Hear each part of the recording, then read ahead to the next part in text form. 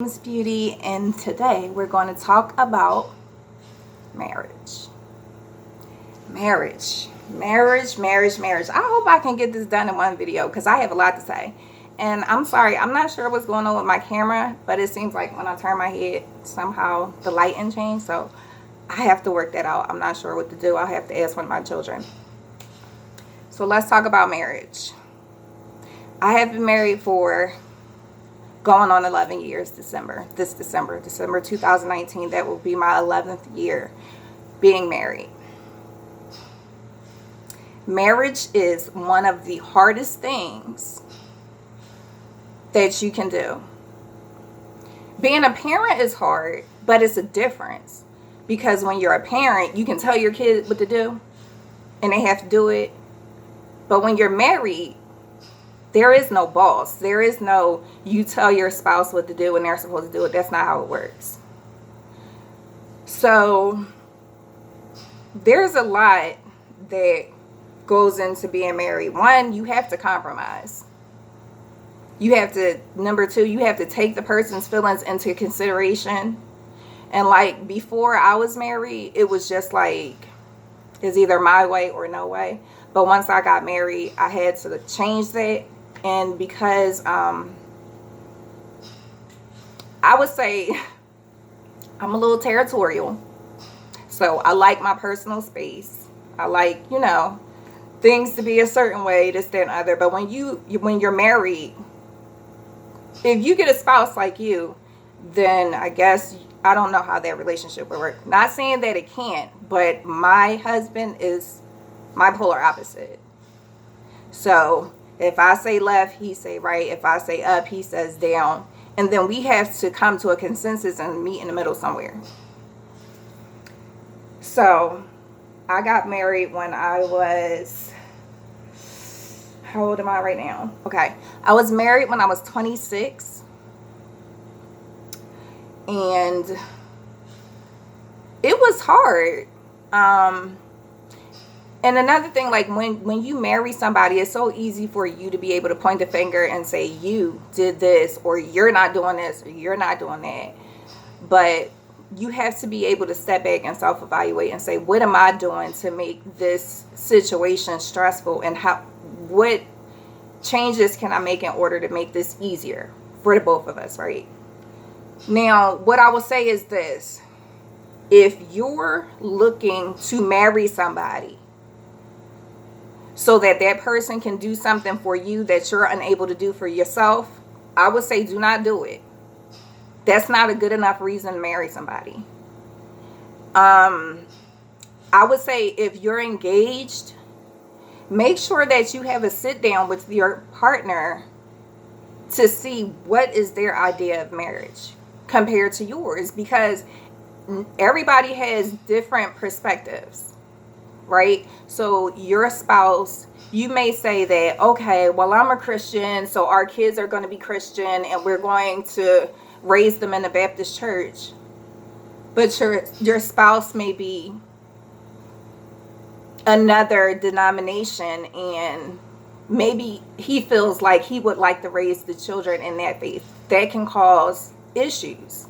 Religion, finances,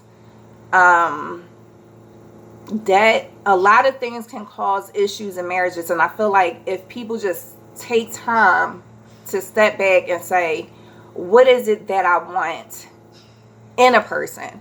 So what I realize is that people have a tendency to say, okay, I have a type. My type is tall, slim, whatever color. They have to have this color eyes and blah, blah, blah, blah. I think that that's the least important thing when it comes to marriage, right? I would encourage anybody. I am a Christian, so I can only go by my faith and what I believe in. And you guys can, revamp it to make it fit your own, denomination, or if you don't even have a religion, whatever. What I would encourage people to do when they're looking for a spouse or a mate is, one, stop looking. That's number one. When God is ready for you to have a spouse, he'll make sure that you have a spouse. Okay. Number two, I would say you should pray for your future spouse.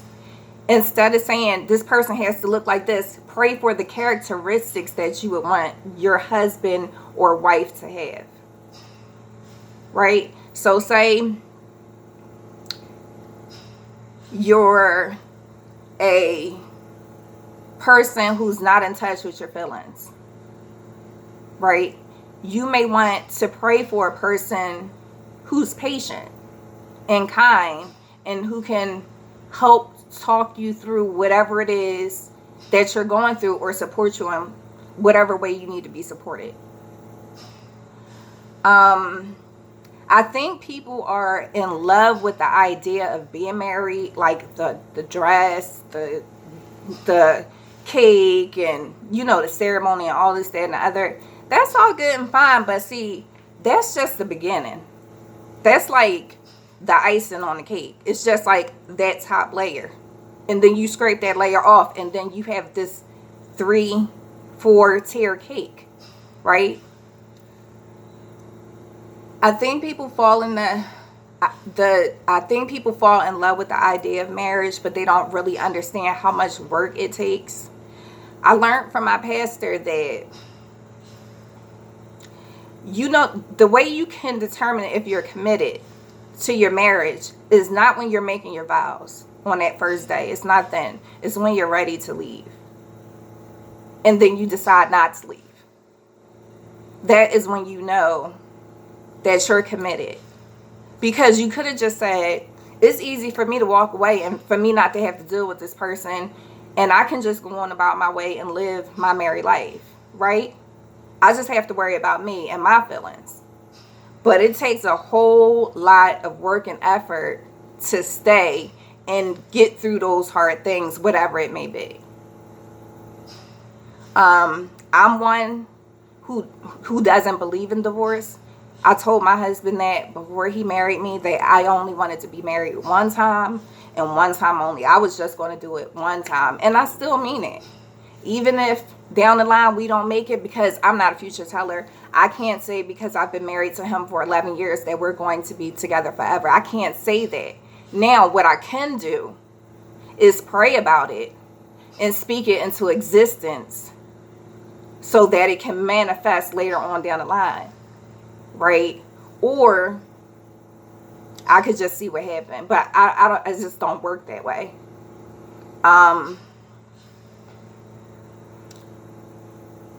I would say that if you're looking to marry somebody to have control over them, don't get married. Don't get married, because marriage is not about control. People, and I'll say a lot of men, they use that Bible quote about the wife being submissive to them. A lot of people misinterpret that quote, or that scripture rather, not quote, scripture, excuse me. It says that the wife is supposed to be submissive to her husband, and her husband is supposed to be submissive to her as well. So I would say that's one of the things that I struggle with in the beginning of being married, because I feel like in a way it was like this unspoken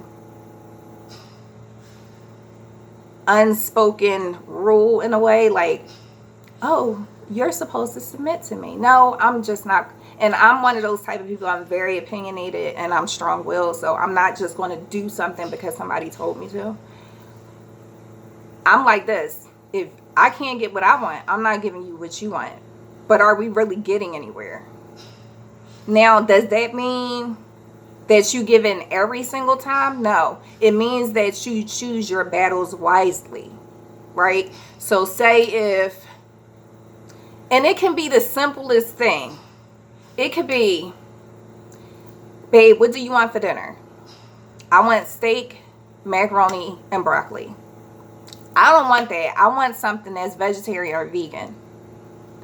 Is that something I'm going to really want to argue about? Or am I just going to say, all right, well, maybe I'll give in today, but the next time fight a little harder for something that I really, really want. You just have to be, I'm not going to say strategic, but you have to be mindful. Because you can't, like, in a marriage, no one party can have their way all the time. It's not meant to be that way. Now, what I will say, another thing about marriage is that everybody is not supposed to be married. Some people, it's just not in their cards to be married. And I would say if you're one of those people who are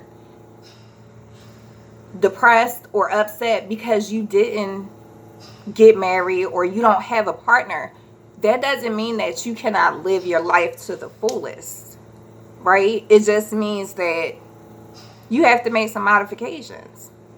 Now, just because it's not in your cards doesn't mean it can't be. You can pray for God to, bring a partner into your life.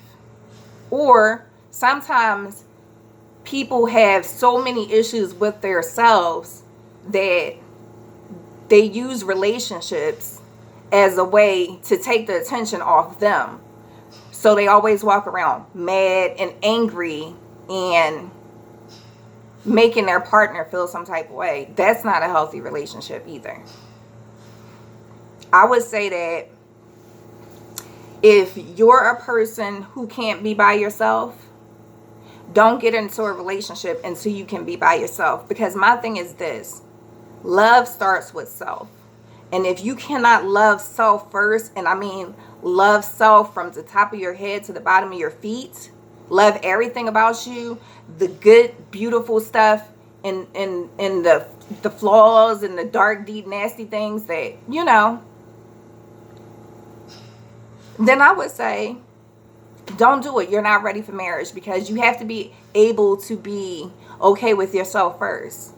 So if you're one of those people who are mad all the time, try to emasculate, your partner, I would say you have to work on yourself first before even trying to get married.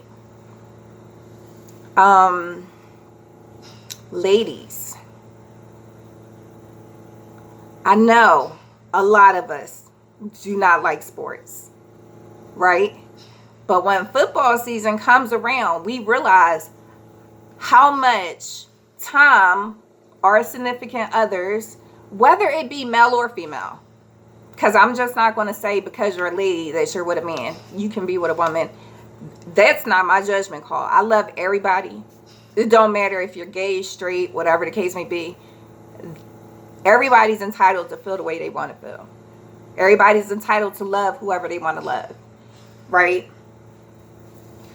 I would say if you're one of those women who cannot stand when football season comes around or when basketball season comes around, and everybody knows how long basketball season is, how long baseball season is. If you're one of those women who partner loves sports, but it bothers you so much to your core that they sit up here and watch sports for hours and hours and hours, I would tell you, and I would recommend, and I say this because my husband is a sports fanatic. Hockey, baseball, soccer, golf, any sports he watches a lot of sports. When he wakes up in the morning, he turns on ESPN. If you're one of those women who do not like sports, but your partner does, I'm sorry to break the news to you, but if you want to spend more time with your mate, you're going to have to learn how to love what they love. And that's vice versa. Your mate should learn to love the things that you love. They don't have to enjoy it or be like, woo, I want to do this. But if you want to get those extra time in, I would suggest that you learn how to love those same things. Because I'm not a big football person, but I've learned how to love it over this last 15 years. I learned how to love it. Now, I have a love-hate relationship with football because I worked in brain injury and the whole CTE thing is real. So, I did not let my kids... Well, my oldest son played football I think 6th and 7th grade. But this is before the Will Smith movie came out about CTE. Once that movie came out, I said, no, it's not worth it. I don't feel like it's worth putting your life on the line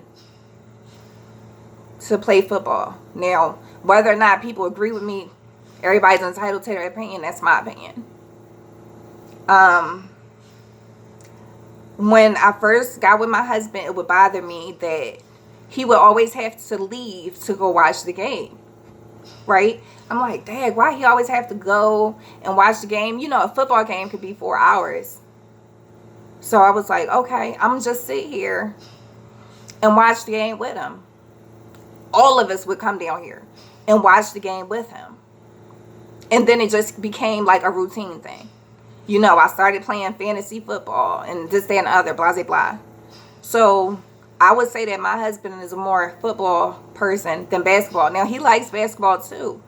But I would say that I enjoy basketball more than I like football. So like when basketball season just went over with the finals, I watched those games. I love basketball. I used to play basketball. I love basketball. I always have. So this year, my husband, we made sure this year when basketball finals and all that stuff came up, we took time out to watch the sports that I like, and we all also watch the sports that he liked. That's a compromise that we made, and it wasn't like I told him I was going to do it. It's just something that I did. So like, ladies, you don't always have to let, or fellas, you don't always have to let your partner know what kind of changes you're making. Sometimes you just want to do it undercover, and then hopefully they'll catch on. And if not, then you know what you did, and that's all that matters. I would say that if you're one of those people who marry people for finances, now this is, I've heard several people over my lifetime say, well, I can't get a divorce because I can't financially make it on my own. Married for the wrong reason. When you marry someone, you become one, right? So you look at it like, well, the way I view it is, I'm here to take care of my husband. My husband should take care of me, vice versa, right? Now, I would say that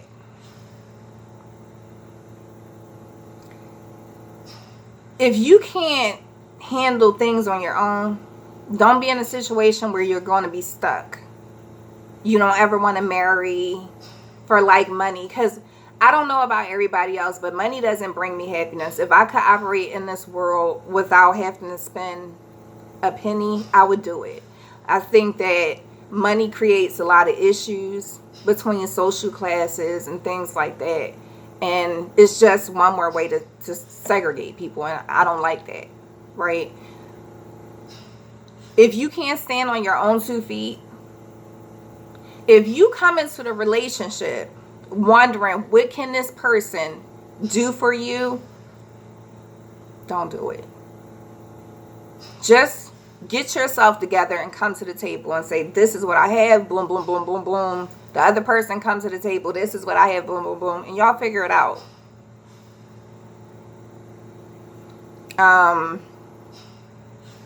Blended families. That's another thing. If one, like y'all have to, you and your partner have to have a plan in place of how is this blended family thing going to work. Are you just going to take care of your kids and I'm going to take care of my kids? Are we going to blend all the kids together? You know, how are we going to do this?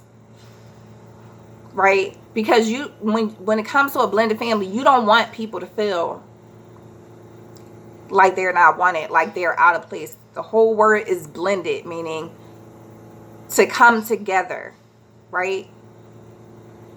So it's not going to be helpful if this person, kids, doesn't like your spouse or your partner, and that that just causes more confusion. I'm one of those people, like, if my kids don't like you, sorry, we can't be together. Because, like, I'm never going to put anybody in front of my kids. I'm never going to choose a man over my children. I'm just not going to do that. And I don't ever want my kids to be in a situation where they feel like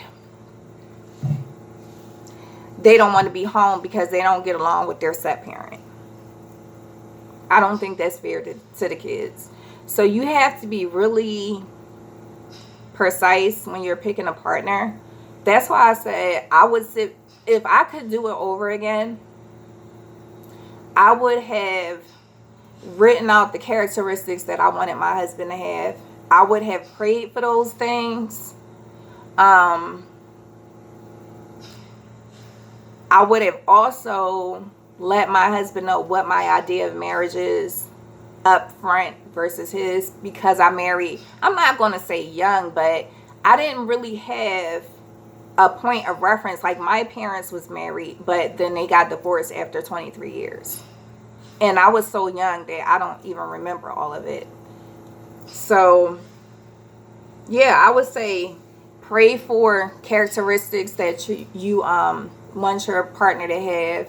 And if you're already in the situation, you can still pray that, you know, I would recommend praying for your partner anyway. Because I pray for my partner. I pray for my whole entire family. Every day I ask God to keep them covered. But if you're already in a marriage, I would say make sure you check in with your partner. That's what I do with my husband. I ask him every year. We have 2 or 3 check-ins. Do you have any problems? Any complaints? Is there anything that I could do better? Is it anything that you need that I'm not giving you?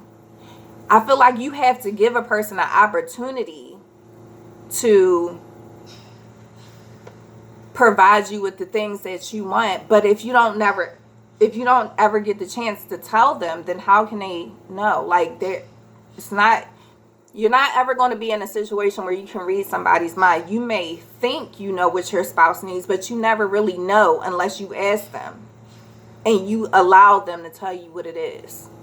Now, if they come up with a whole bunch of stuff that goes against your morals, then I think y'all need to sit down and figure that out. I would say you always have to stay true to yourself. And if there's anything that goes against that, that's something that needs to be discussed. Like I said, marriage is one of the hardest things.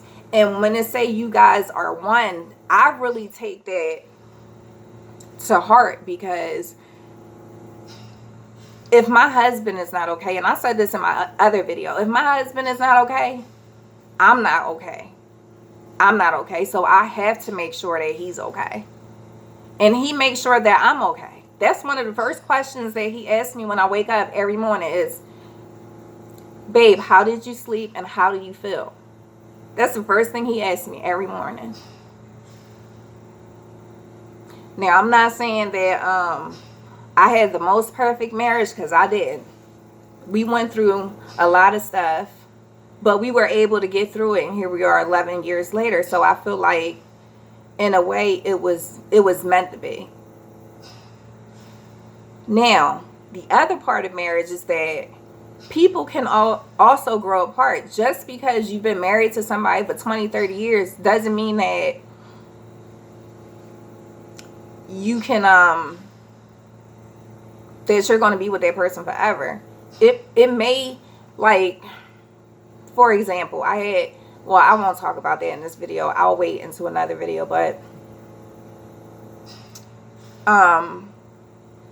if a person cannot support you in the things that you love, no matter how different it is from the things that they believe in, then I would say those are things that you need to consider.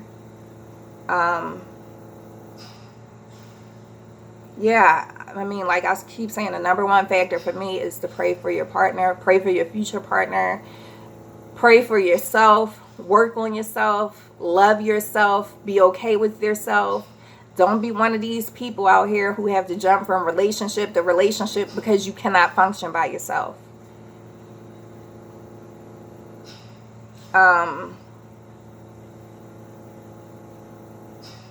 Yeah, I mean, I would say really sit down and talk about those things before considering marriage.